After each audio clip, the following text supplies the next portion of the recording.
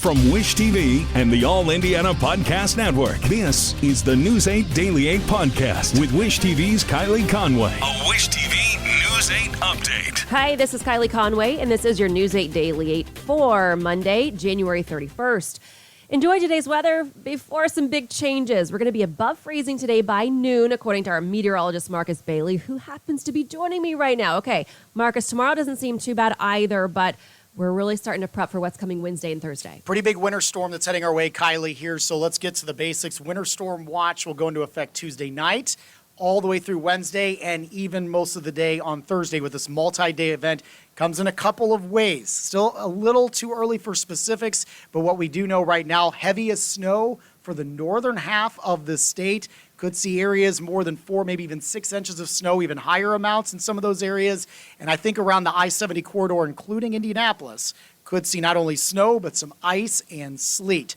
Bottom line, as we continue to iron out all of the details here, is we're looking at very difficult travel Wednesday, especially Wednesday night, and Thursday morning. Those are going to be really, really difficult commutes. Of course, this can also lead to school delays and closings. We know that parents are kind of used to juggling all of the different schedules these days, but this could be weather initiated here. What's kind of scary about the system, Marcus, is that we've gotten used to not having to deal with the ice and the snow in our area. And even though the northern part of the state's getting the most snow, like you mentioned, the metro area where we see the heaviest traffic is not going to be void of issues. Well, and here's the thing. I think we always get caught up in numbers when it comes to snowfall maps, but I like to stress the impacts. And, 8 inches of snow is a lot of snow, no doubt. Right. But 1 inch of snow during the morning drive can equally be problematic, and right? people aren't used to it right now. That's right. They're going to be, what is this? I forgot how That's to drive. right. And on this stuff. I always joke, but the first winter event of the year always seems to be problematic. And this would be the first significant winter weather event of the season. In February. That's crazy. I know it. All right, Marcus, always appreciate your time. Know you're busy. And Weather Blog always being updated with all of this information, right? We'll keep you updated, wishtv.com, and don't forget to download the Storm Track 8 weather app. Awesome. Thanks, Marcus. Thank you. Police are asking for help after a deadly shooting at a Far East Side apartment complex. IMPD was called to Aristocrat North Drive around 8:30 last night. That's the Carriage House East apartment just off 42nd and Mithofer. Officers say they found a man who'd been shot. He died at the scene. Now police are searching for the shooter. Homicide detectives can be reached at 317-327-3475 if you have a tip. You can also call Crime Stoppers at 1-800-262-TIPS. And today is the first of 6 IMPD town halls. Indianapolis police are hoping to hear from you. Tonight's town hall is focused on the Southeast District. That includes east of Meridian and south of Washington Street. The first meeting is virtual. We've made it easy for you to go. Just grab your phone and go to wishtv.com. Look at the As Seen on Wish TV section of our website, and you can find more information with a link to attend. Arson investigators are asking people in Madison County to come forward with information after 2 fires in less than 24 hours. They happened at the Skyview Apartments in Chesterfield. The Skyview Apartments is just off of State Road 32 near the Anderson Municipal Airport. Crews tell us that a 911 caller tipped them about a kitchen fire on Thursday night. 8 apartments were damaged and several people were displaced. 4 people were injured. 2 people living at the apartments were treated for smoke inhalation. A firefighter was treated there at the scene after injuring a hand, and a Chesterfield police officer was taken to a hospital after a minor medical emergency during the fire. All pets were safely evacuated. Fire officials say a second fire broke out at around 7:30 Friday morning. Firefighters arrived to find flames coming through the roof of the apartment building at 48 Skyview Drive. It destroyed the building, but no one was hurt. An arson investigator from the Indiana State Fire Marshal's office is now working to find out what started the fire. Investigators tweeted on Sunday that they're seeking the public's help to learn more. Anyone with information can call 765-606-6909. This week, IU Health says some elective surgeries can resume. The state's largest hospital system postponed the surgeries for months due to a surge in COVID-19 cases. Hospital officials say the procedures will resume slowly, though. Staff is still overburdened. Officials say thousands of elective surgeries and procedures had been pushed back. There's surgeries like hip replacements, things that are medically necessary for the patient but can be scheduled when it's convenient. And across the state, COVID-19 deaths, hospitalizations, and cases are declining. That's according to the latest state health department data reported Friday. Some health experts hope That means Indiana is close to the peak of the Omicron surge. Nationwide, cases are down more than 25% compared to 2 weeks ago. Deaths are still rising. We know that lag's about 2 to 3 weeks behind. So my hope is within a week or so we see that peak and start turning. And my expectation is that in the upcoming weeks, we will see substantial declines in infections. Health officials say they're watching a new subvariant of Omicron, but so far, BA2 is not different enough, so vaccines and natural immunity should still protect against it. Indiana State University says spring enrollment has dropped 25% since 2019. School officials say the decrease is at least partially due to the pandemic. According to ISU, enrollment fell to about 8,500 students this spring. The university says that's an 11.6% decrease from just last year. Enrollment was more than 10,500 in 2020 and about 11,400 in 2019. Thousands of people in the Northeast are without power this morning in frigid temperatures after a major winter storm system. The storm brought a bomb cyclone, whiteout conditions, coastal flooding, and hurricane-force gusts to the area.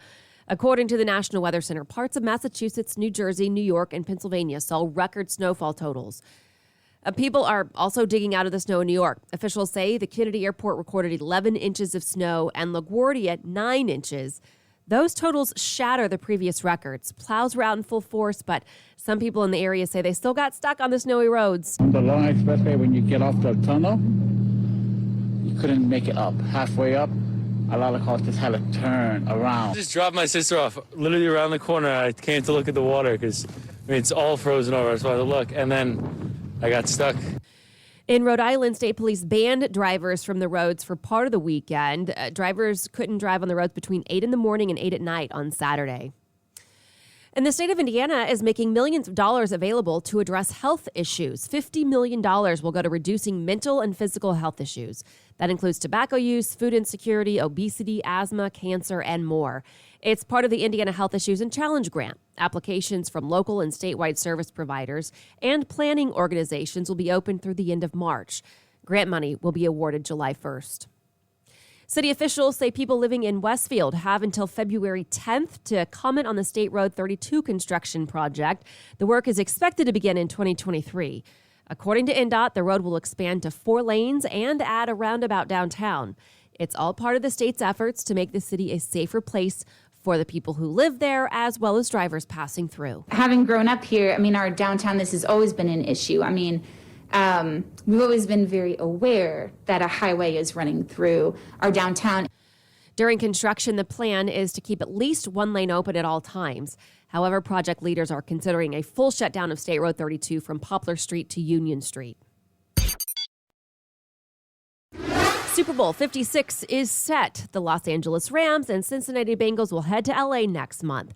It's the Rams' second time in the Super Bowl in 4 years. The team beat the San Francisco 49ers to win the NFC Championship, despite trailing by 10 points at one point in the fourth quarter. The Bengals are headed to the Super Bowl for the first time since 1989. They clinched the AFC Championship in an overtime win against the Kansas City Chiefs. Cincinnati took the game back in the second half after trailing 21-10 at halftime. Our Wish TV sports director, Anthony Calhoun, will be in LA to quarterback our coverage for the Super Bowl showdown. The game is set for February 13th.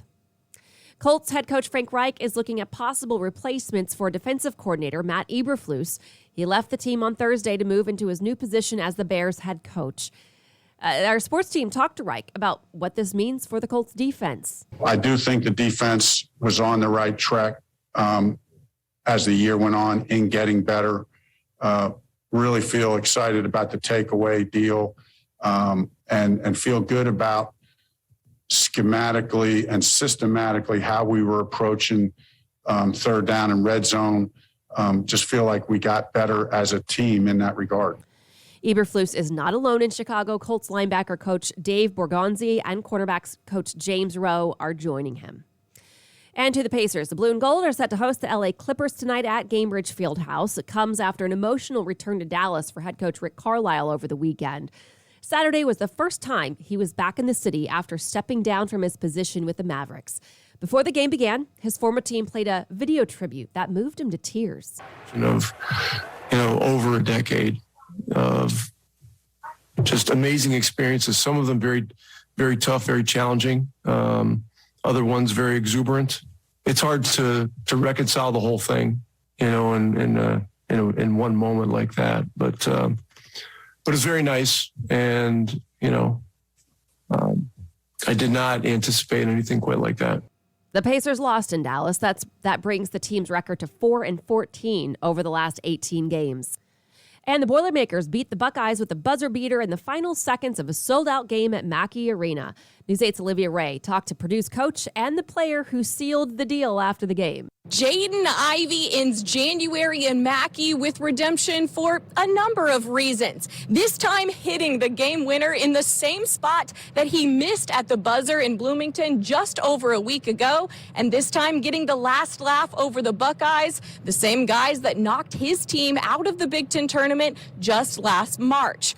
However, as the sophomore admits, it wasn't exactly how head coach Matt Painter had drawn up that final play, but there are no complaints in the Purdue locker room as Ivey led the way with 21 points off the bench, including that game winner. I messed up the play, actually, so it's my fault. It was supposed to be for Z. Give it to me, man. It was supposed to be for Z. I didn't know I just got confused, honestly.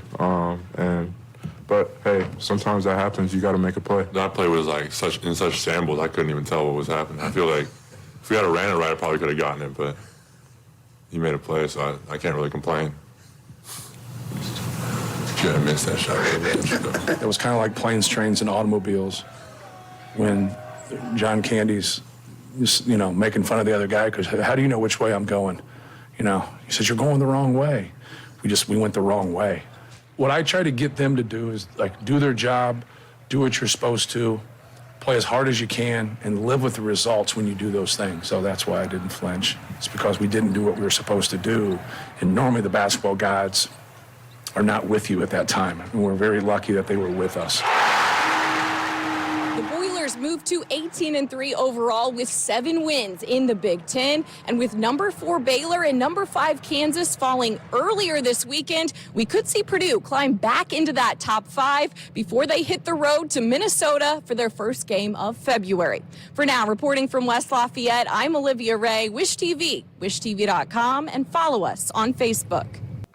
And we've been talking about a blood shortage for quite some time. The American Red Cross has put out emergency requests just begging people if they can to donate blood, and it's continuing. Canceled blood drives are just part of what has led to this blood shortage all across the country.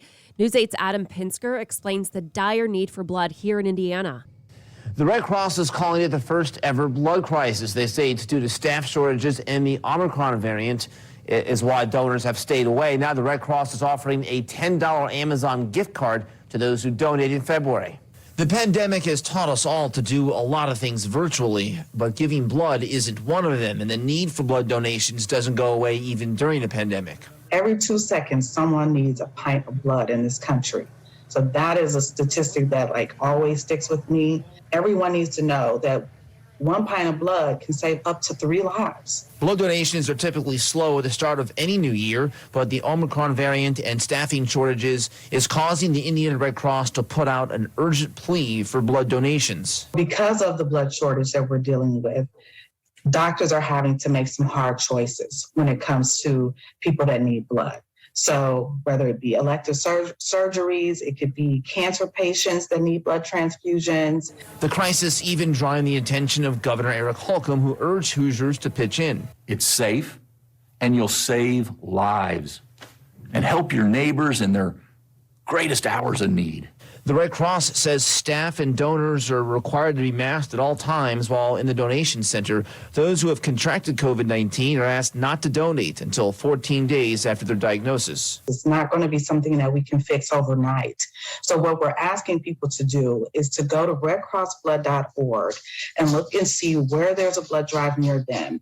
And if there's not something available right now, look for a week from now, look for 2 weeks from now. And the Red Cross is also looking to hire. That includes phlebotomists, people who take your blood. They're willing to train you for free for those positions. Adam Pinsker, Wish TV, wishtv.com, and follow us on Facebook. A former Crown Miss USA is dead. According to police and her family, Chesley Chris died Sunday morning after she jumped from a building in Manhattan. Chris won the Miss USA crown in 2019. She was an attorney and worked to reform the American justice system. Chris helped prisoners who may have been sentenced unjustly for free. She was 30 years old. Today, a North Split traffic change. The Indiana Department of Transportation says traffic on I-65 southbound to I-70 eastbound will now use temporary lanes. The route redirects drivers to the new Lewis Street Bridge. That's so crews can continue working on the North Split construction. You can still get downtown, though. We have a full list of the exits that are open online. Just go to wishtv.com and find this story under local news. Registration begins today for the general public at the Indianapolis Zoo for spring break and summer camps. The zoo says this year's camps will have programs for kids 5 to 14 years old that include single-day camps, multiple-day experiences held during school breaks. Each camper can expect special tours, crafts, and animal visits. The first camps begin at the end of March. Also happening today, parents can sign their kids up for Indy Parks day camps. According to Indy Parks, children will be able to participate from May through July. There are multiple camps for interests like the arts, nature, science, sports, and swimming. Indy Park says kids and teens 4 to 18 can get involved. This has been your News 8 Daily 8 for Wish TV. I'm Kylie Conway. Online at wishtv.com and follow us on Facebook when you search Wish TV. This is the News 8 Daily 8 podcast with Wish TV's Kylie Conway. A Wish TV News 8 update on demand for even more on demand and on the go. Connect with Wish TV on Facebook at wishtv.com and on the free Wish TV mobile app. Thank you for listening. And be sure to like, subscribe, and follow this podcast for updates every weekday morning on the All Indiana Podcast Network and wherever you get your podcast.